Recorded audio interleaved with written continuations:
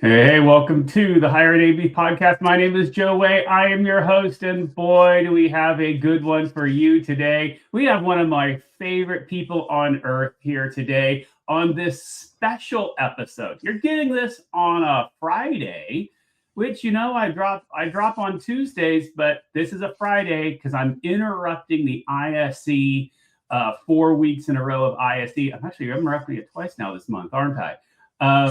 And in order to drop this special episode, because I can't let this one pass, as you might all know, the month of January really takes over a lot of lives and focuses one big thing on the AV industry, and that is the AVNation Awards, the Reader's Choice Awards, kind of the best of. There's a number of awards in our industry. This one is the one where the people choose. Which is really what makes it one of my favorite ones. It's a chance for us to kind of get up and advocate for ourselves and advocate for the products and people and projects and all of that that means something to us and to the people. And it's not done by necessarily a judging panel, which is fine. There's lots of judging panel and stuff like that.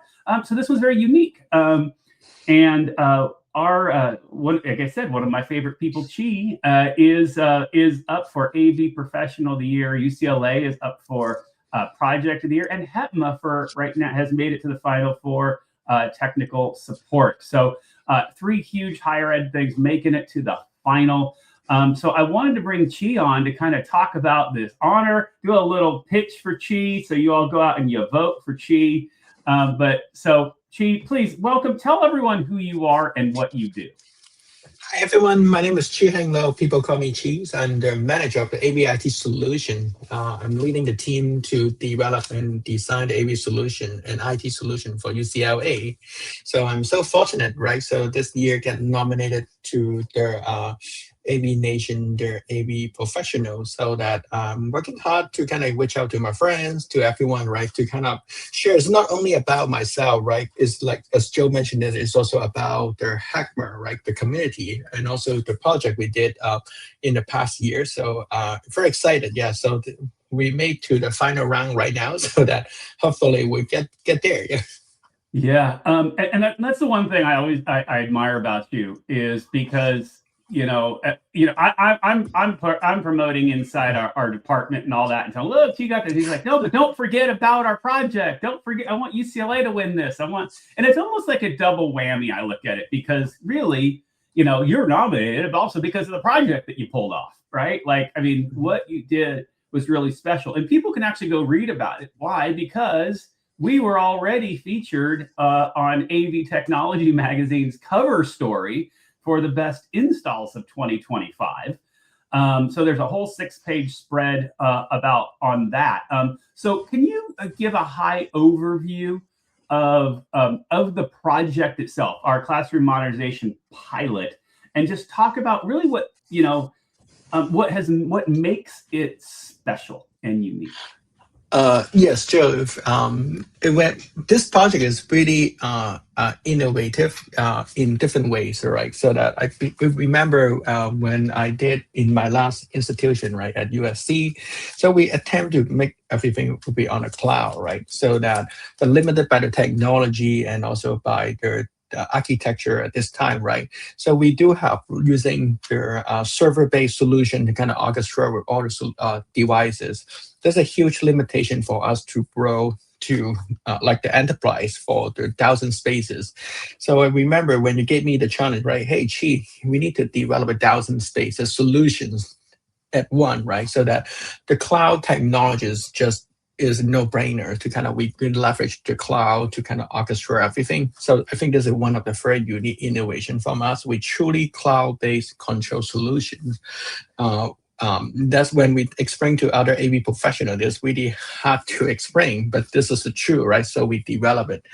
And then also we have a lot of control. We're using their web technology. So we're using the REST API. So we all kind of integrations, right? We catch their AI innovation to using AI to develop coding, monitoring, using AI to have their camera capturing. So this all kind of stuff is is also another layer of innovation. So I think that finally we're going to work with the infrastructure team to establish the final infrastructure.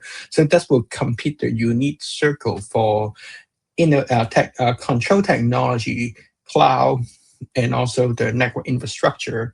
And then also one of the requirement from you, right? So you told me that, hey, I need to be no specific brand I need can be integrated with any solutions, right? We made it so that because the technology, we have high flexibility to adapting with different solutions. So I think this is make us very unique. And then also, as I mentioned, that this solution is very easy to scale to 1,000 spaces.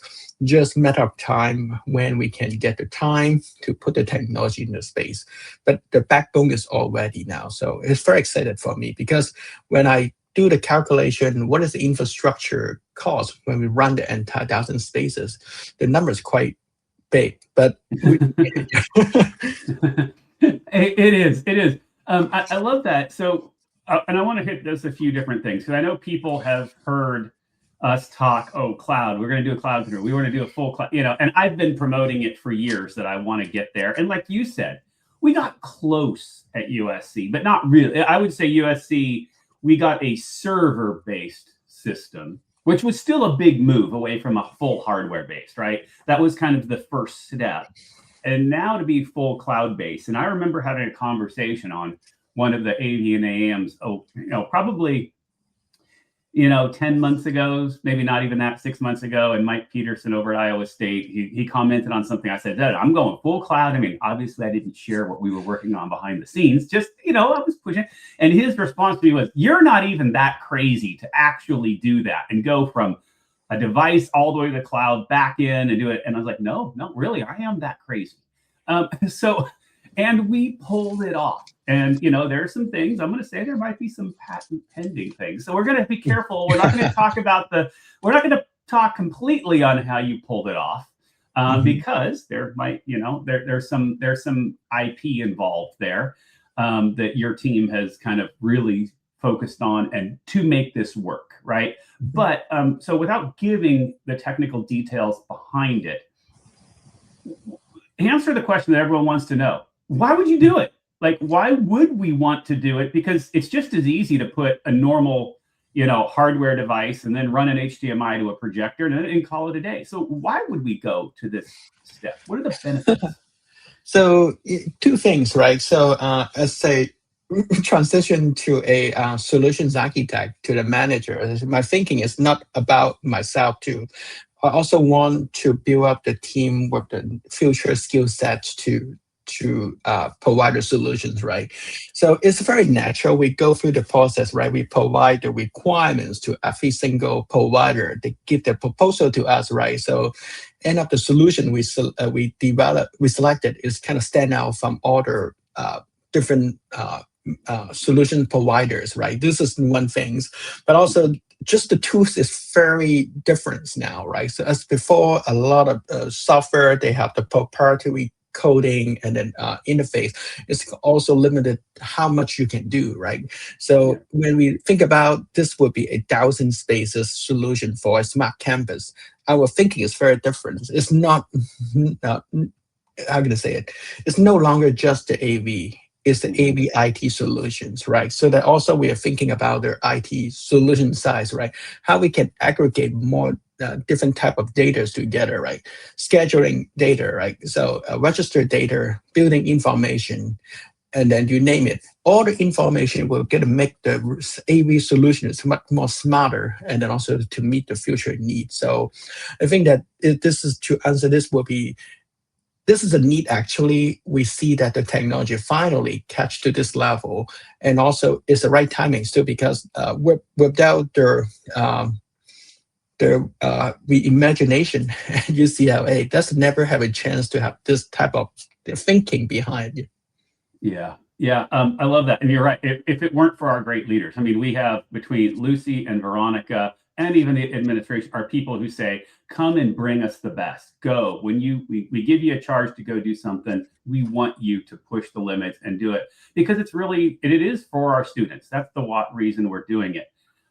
But I think even beyond that, you hit on something, and I want you to go more into it, because you said that we're not really doing AV, and we are. That's why we like to call this like our AV as a platform, right? Because yes, we started by saying we're going to control AV devices. That's what started this, but we're really creating a smart campus. And it's funny. I'll tell a little bit of a story. Look at how many departments we've had conversations with, from like the events department, transportations, all the ticketing, facilities, security, and all these departments that are like, oh, well, we're looking into something. Like, well, we can do that for you. And they're like, wait, the AV department can help us with security, can building management can help us with it. And like, yeah, we developed a platform that allows us to do that. All we need to be able to do is get your devices connected into, our system, and we can do that. And that kind of became the benefit. It's like, it's weird to even call ourselves the AV department. We're like the smart campus management department, really, right? Yeah, absolutely. If you think about it, right? So what are some of the, like, look into the future, what are some of the ways that you think that what we're doing can really improve the student experience and the faculty experience and just the whole campus community experience? A couple things, right? So just I need to go back to history a little bit longer. So when I back then to 2019, right? So the traditional AV technologies, the projectors, maybe display, packed into a computer, a laptop, and then done, so that they just present the informations, right? But after over time, right? So that there's a lot of new requirement, right? Like their conferencing solution, cameras, right? Capturing, all kind of stuff. The demands keep growing, right? Also, you have collaboration, the real-time collaboration within the learning spaces, active learning, all kind of stuff is require a lot of support from the new technology. So I see that just for talking about the AV side, right? So I think that the technology will be more quicker to respond to the educational and pedagogy need to ensure that the solution is the investment itself is more matching their demand, right? This is number one. But also for the technology should be more reliable, have more API connection with different applications, right? And then also to make the solution can be more integrated with different departments, right? I think that one of the very quick thing will be the access management, right? So how the information can circulate back to the access management department to see that what is the occupancy in the room right now, right? So what is the temperature? What is the air quality? Those things is within the AV system already, just how we extract information and also distribute to other group. And also I see that in the future, our team also doing a lot of this discover with the data, so that how we can package the data because a lot of AV have a lot of meaningful data, but they're not they do not have relationship to kind of figure out the bigger pictures. So our team is working very closely. We're starting to work with the data lake team to kind of see how we aggregate different type of information to kind of create a dashboard to allow the senior management like Joe, right? So you can have better insights about the space, how many hours is using, what is the interaction in the space, and also you can go to specific time to figure out what's going on. This, I think, will be not only to provide the excellence of the operation, but also to create an insight over time to allow the senior management understand how the technology impact the space and how this aligns with the pedagogy need for the university. Yeah. Oh, I love that. And it's funny, you brought up more things, even that, like the data lake and our AI department. Like, remember when we were putting our slide deck together because we gave the tour to the executive leadership of the pilot spaces. And remember, we created that slide of how many different departments did we work with? There's like 55, 60 departments that we worked with to pull this thing off. And I think that's really cool because, like, also most AV, we always used to complain. If you think back years, they complain like we're just this little department in the corner. No one cares about us. We don't, we do our own little thing, stay away. And now we're like a key integration across so many different departments and so many things that it's even neat to like bring in the data lake or bring in the, Chris, with AI, and bring in the Foundry and UX designers. And it's like they get the UX team. That's a perfect example. How excited they are to work with us and like have a project like this that's so tangible to the to the community. And I think that that's one of the things that I really like about this is it is a true like cross-departmental collaboration. All led by you and your team handling this. And it's an amazing design. I think that's great. So I will say, everyone go vote for UCLA's Classroom Modernization Pilot as Project of the Year. I think it well deserves it. Because it goes beyond being flashy, even like looking all the way down to the furniture, funky furniture, ways that we can flex and work in, that's what we work with Academic Senate, work with Teaching and Learning Center to develop how we could use, because when you're hardware light, now the rooms can be used differently. So we were able to really test how we can do that type of stuff as well. So I really think that's great. But now, so everyone now knows Project of the Year, UCLA Classroom Modernization Pilot. Wouldn't have happened without the leadership of your team pulling this off. Obviously, all of our teams in digital spaces did this. Someone had to come up with this design. Crazy ideas still have to happen. And, talk a little bit about kind of, what was it like with the solutions team? Because I know you've got a team of 5 there between your project, your engineers. So, what was this process like? Going through it and just kind of taking this crazy idea and saying we're going to do it, and what was that kind of that unity of your team coming together? Oh yeah, so our team, I would like to take a moment to introduce my team very quickly, so that my team have a project coordinator. So Mac is current coordinator, the project schedule and everything. But this has become a very unique team member to kind of leading the Scrum development process, to leading to develop the solution for us. And then also I have Tony, so he's the technical designer and AV technical designer, and also I was working with him over the last year to kind of develop the using the Autodesk solution to do the 3D model for all the spaces. And then our technical joint is not only the 2D line, but also have the volume behind to help us to figure out the infrastructure. And then definitely we adapting the national CAD standard. So this does make a huge difference when we present our project to the facility team, because they know that we can talk the same language. And then also we're using AVNation standard to do our design, so that this is very important, right? So I hold very strong for my initial design to holding to these 2 incredible standards. And also I have my 2 senior engineers, Kenny and Nick. They're doing, Kenny is focused on software development and also the automation. So Nick is focused on the video and signal distribution to do the recording. And then also I do have our solution architect, Rodrigo, so that he is kind of developed the backbone to kind of create an AV network for us to put every single devices together, and also talk to the cloud. So because the cloud is one of the most important solution for our whole circle.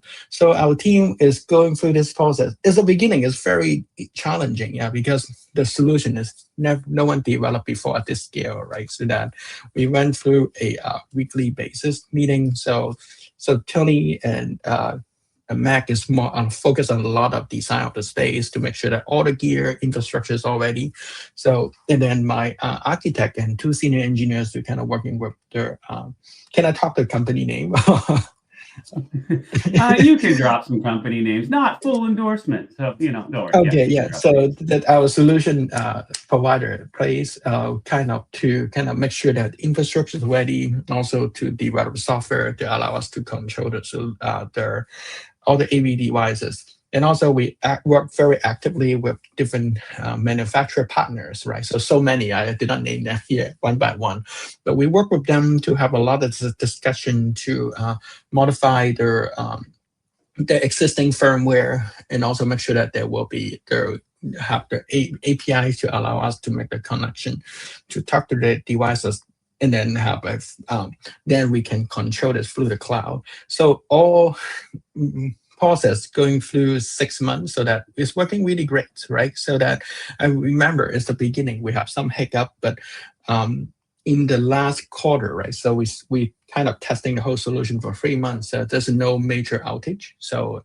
everything goes smooth. And then some of the devices, they get some unexpected response based on their software development on the manufacturer, right? But we kind of work out one by one to make it more stable for us. So I think this is a huge success. And then I think this is a great opportunity for those manufacturers to kind of think about what is the next generation control as well. So we have a lot of very close relationship with different partners. So very excited this process. I learned a lot as well. Yeah, it did take a community. We have so many different manufacturers that we worked with and came along to make this happen. And a lot of them were thinking, oh, you're crazy. Like, it's weird. When we go to this manufacturer and go, this is what we want your product to do. And they're like, okay, we'll see, but it becomes fun, right? You're sitting there and you're working with their engineers, and our engineers are working with, everyone's going back and forth and figure out how to make this happen. And that's how innovation happens and pushes it and pushes kind of everything forward. And I think your team has done an incredible job of that overall. Now, let's go, and we have to talk about you and you're up for why Qi should win, and you're going against great.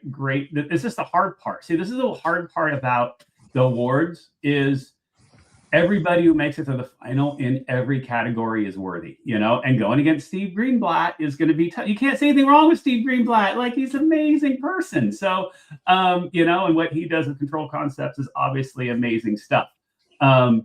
But so let's not focus on the competition. Let's focus on how you got here. So talk about, would you have thought back in 2019, like when it's when we met, right? 2019, that's when I went to SC. I think we met before. I actually think we met in before that. All right. Talk about the journey over this last 6-7 years and kind of the growth of your career and why it's taking you to this point to get this nomination and this recognition. Oh, thank you, Joe. Yeah. So, couple is not that long. I think that probably 2 weeks ago. So when I have a private meeting, I share with you, hey, Joe, I kind of work with you about 6 years now, right? So that's crazy, right? 6 years is, but I think that during the 6 year, for not only my technology and also the career, right? So there's a great difference now. So that back in the day, so I was a senior business analyst to kind of analyze what's AV need, right, for the university, right? So it's a really fun position. I to be honest, I do a lot of testing. I do a lot of dashboard and all kind of stuff, right? It's really fun. But also when you started to in charge the department learning environments, right? So that it's make me great difference, great changes, right? So you kind of connect me with the industry, get me to connect with different partners, right? Kind of develop the relationship, and then and also allow me to kind of collaborate with them to discuss the solutions together, right? So that I think that our first projects collaborate together is their how can I call this project? Is the general asset classroom upgrade, right? So that we upgraded 250 classrooms at one time. So this was a history for me. I don't know how. I'm not sure I can do that again. So I mean, in for number of spaces, right? But it was a record, right? To not only the AV technology, but also that the architecture, planning, collaboration, you name it, right? So this was a really great experience. It's also give me the confidence I can take on more, right? So, and then also when you transition to UCLA, when you reach out to me, hey, Qi, what do you think? And then I definitely think about, because back then to the beginning of my career, I may not accept this offer because I just do not have the confidence, right? But after this 5 years, from 5 years work together at USC, you kind of build up my confidence to how to lead the team and also how to think about how the technology I can develop for the university. So I took this challenge, right? So still very challenging, don't get it wrong, yeah. I'm still learning a lot to kind of manage the situation.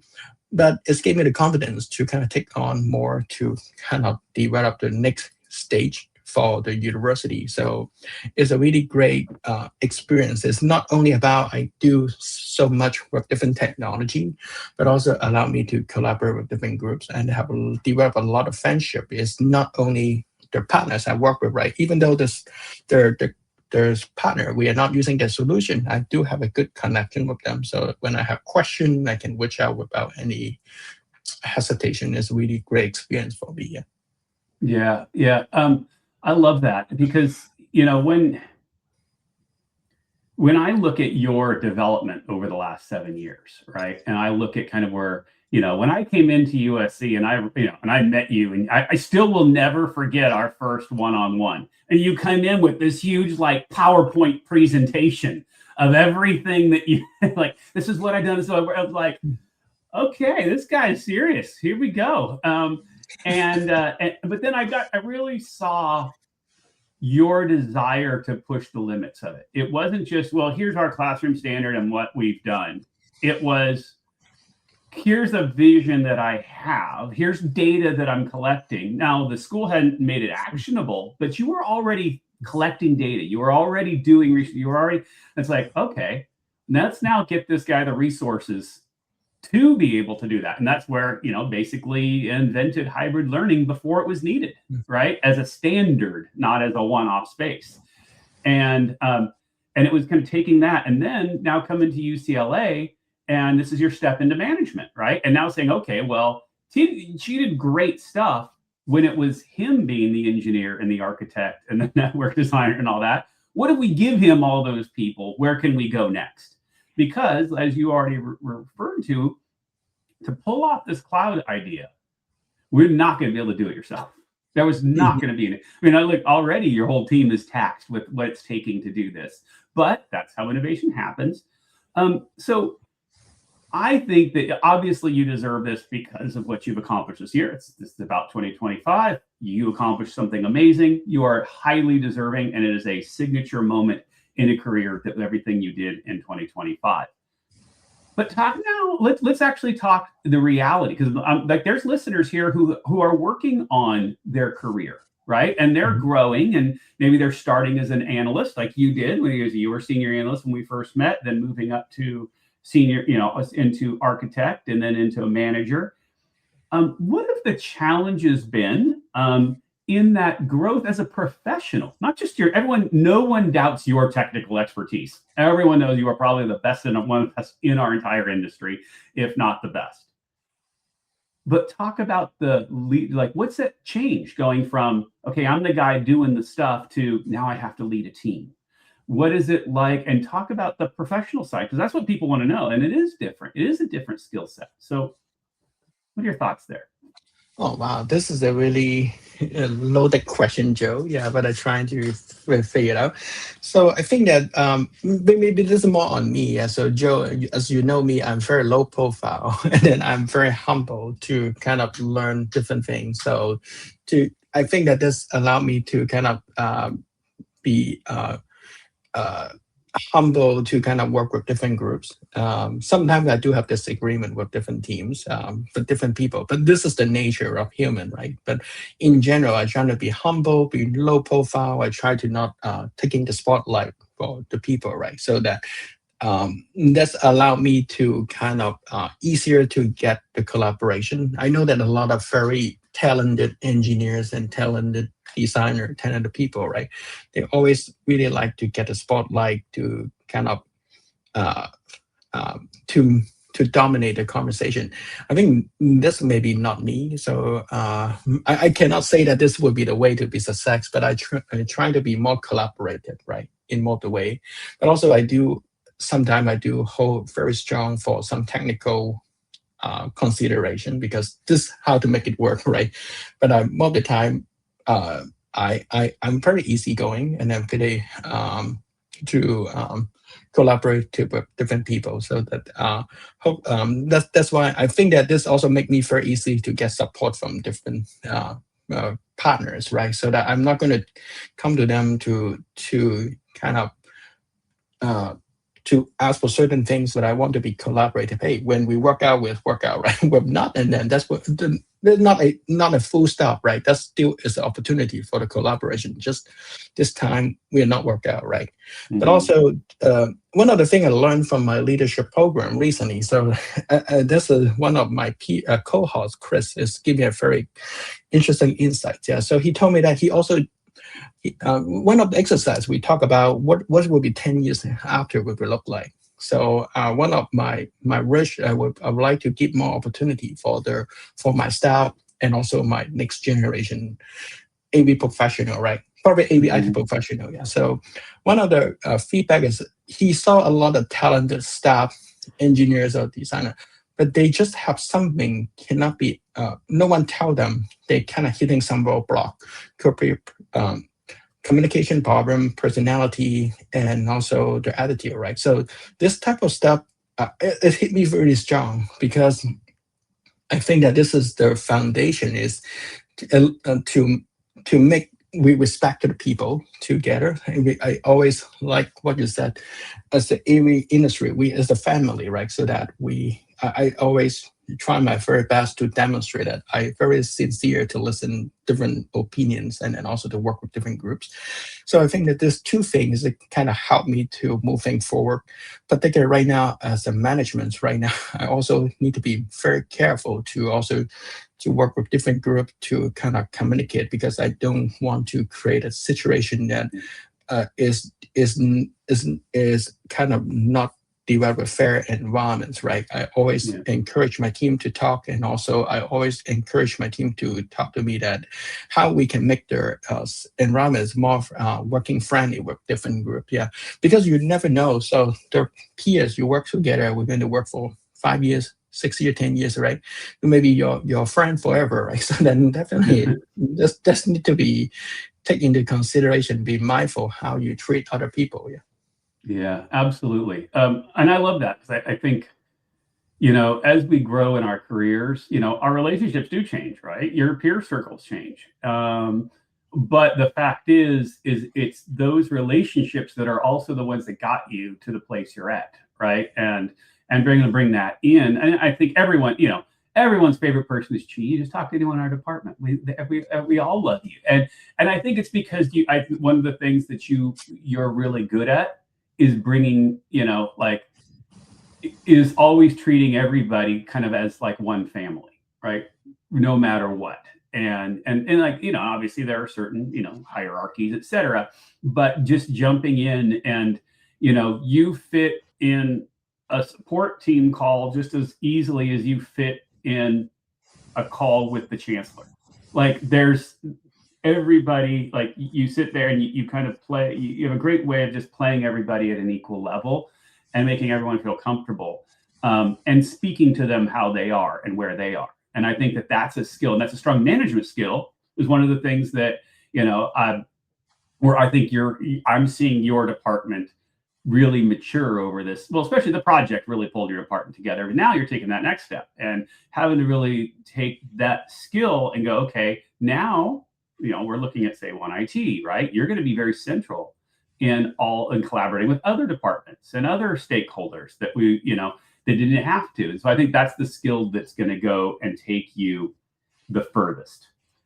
So, all right, I want to start to kind of clear it up, but so give us, a quick pitch, just 30 seconds to 60 seconds. Why should someone vote for Chi Hang Lo for AV Professional of the Year?